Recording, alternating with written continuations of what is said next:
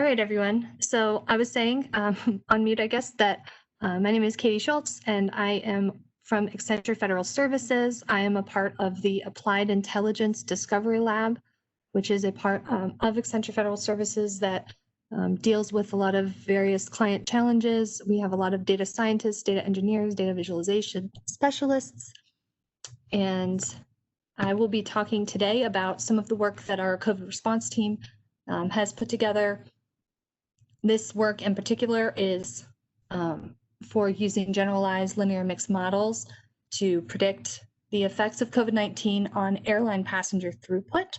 But we've actually applied this method to a number of different use cases. We just weren't able to share all of them with you today. So I will be talking about an example that is from the from TSA.gov, actually. And so it is a data set that is going to, it basically has information about the national level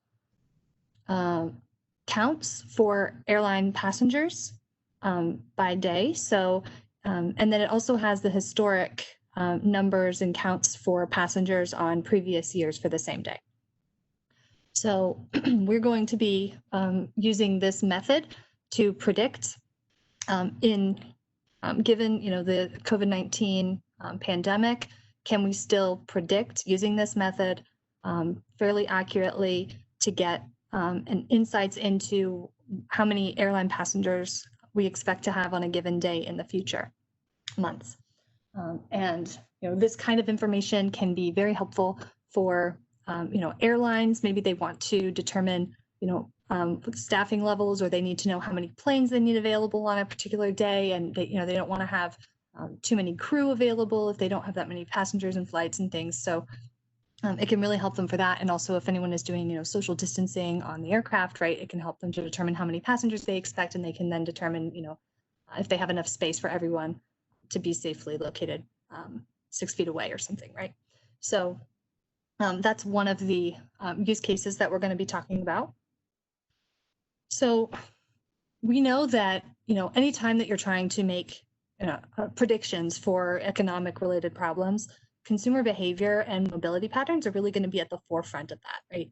So we want to have a good way of, modeling the consumer behavior and giving, determining, how people are traveling around, especially in light of the TSA example, right? How many people are traveling?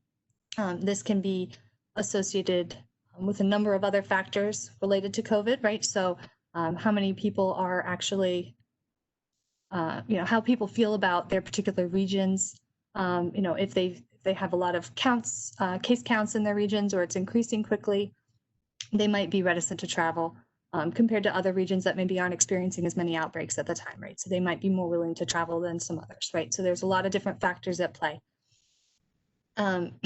The traditional methods for predictive approaches don't really work as well when you have some of the fundamental assumptions regarding the market, regarding consumer behavior patterns, right? A lot of those are expected to stay somewhat constant throughout the modeling efforts. And when those assumptions are broken, like in COVID-19, when we have things like lockdowns or stay-at-home orders being issued, then that can really cause a model to not necessarily function the way that you expect it to. And so we need to create a model that can account for all of that uncertainty and variation, and still be able to produce relatively accurate information. So we're going to be talking about our method to do that. So when we start out, we would like to be able to use, the simplest model possible. We don't want to make things more complex than they need to be, but obviously in this particular case, linear model on its own is not going to be sufficient for what we're trying to do. There is a lot of assumptions that are required for linear models that are not going to be satisfied for them to be sufficient for our use case. So one of these assumptions really is that the errors associated between different observations and things are independent within the model, and that is not something that is true for us. So we know that there are a lot of factors that are going to be correlated in this model. And so we want to choose a model that is better able to capture that variation. So here we have the linear mixed effects models.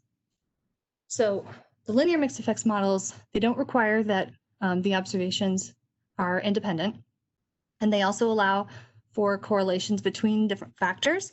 And another nice feature is that they allow you to have different levels.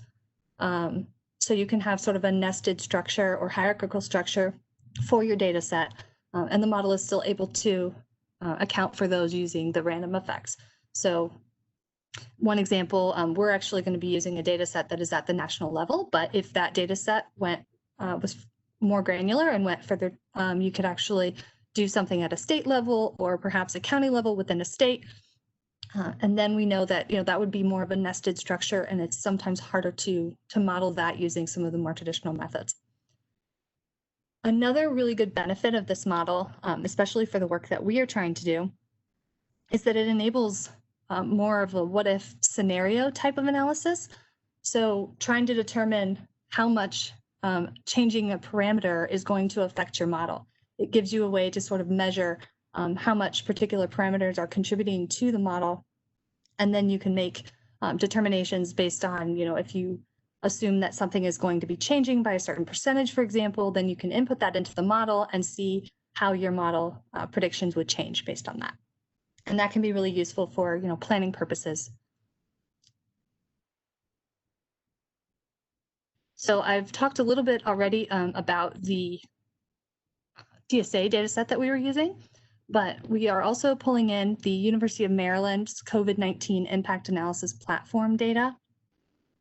And this data is used for mobility and social distancing. So this helps us to get an idea of, for the mandates for stay-at-home orders, how well are people adhering to those in the various regions? And how much are they traveling, and also what is their relative COVID case counts for those particular regions? What is their change in consumption? So those types of variables are going to be very important for our model to determine how comfortable people might be trying to travel.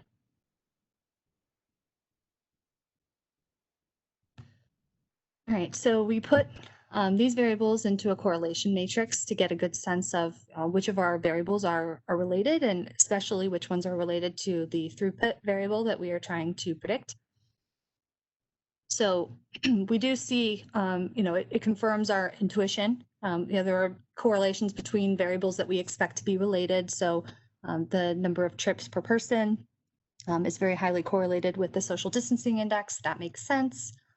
And then we can also see for the throughput, various parameters here that are also very highly correlated.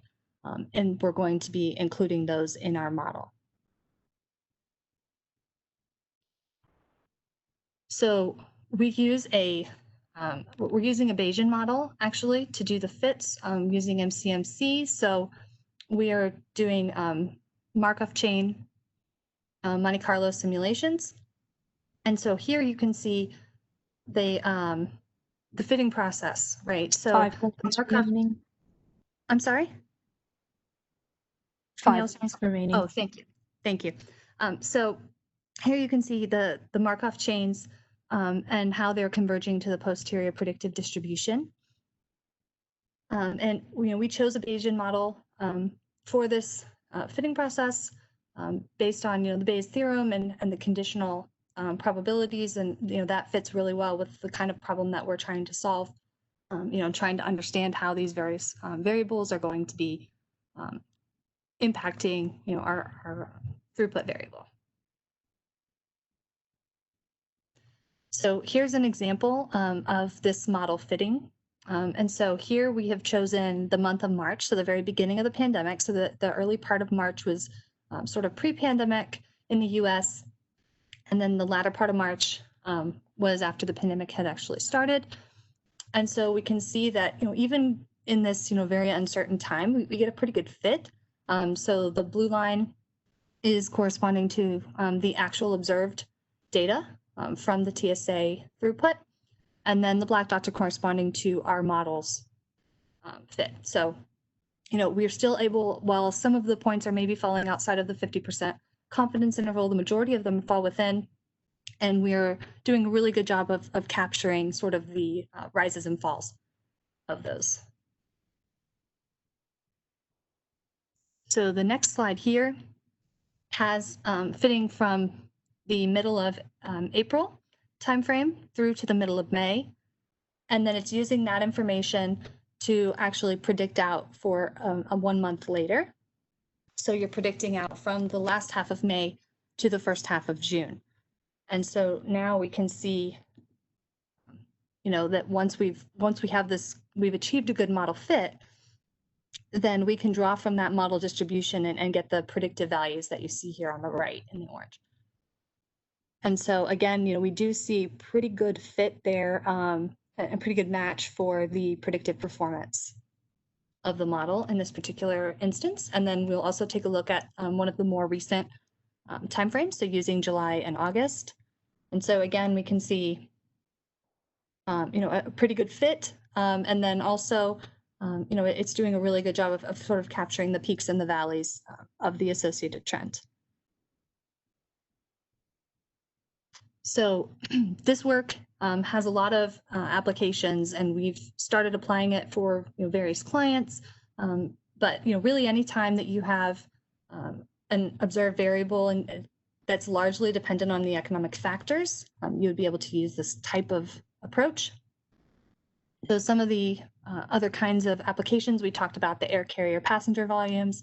You could also use this for shipping logistics companies that need to know, what their shipping volumes might look like as a result of COVID.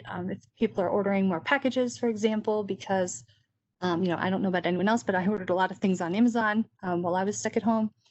And then, workforce staffing plans. So as a result of, people making more orders or, visiting or not visiting stores, you can determine workforce staffing, and you can also start to predict consumer behavior for sales projections. Maybe if you want to do marketing, you can start targeting some of your marketing approaches to get people into your store, let them know that you're open based on phased reopenings and things like that.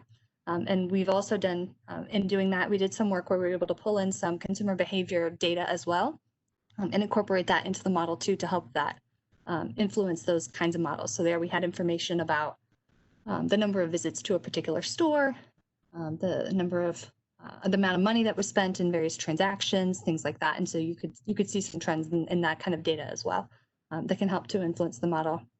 And then the final piece that we're working on now is trying to expand to the what if scenario exploration. And we're trying to build a visualization tool that will enable users and analysts to explore those kinds of scenarios, right? And to make those determinations and say, what happens if there's a second wave in the fall, for example?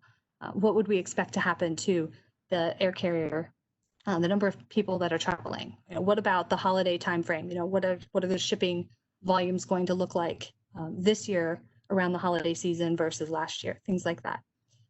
So that's all I have. Thank you all very much.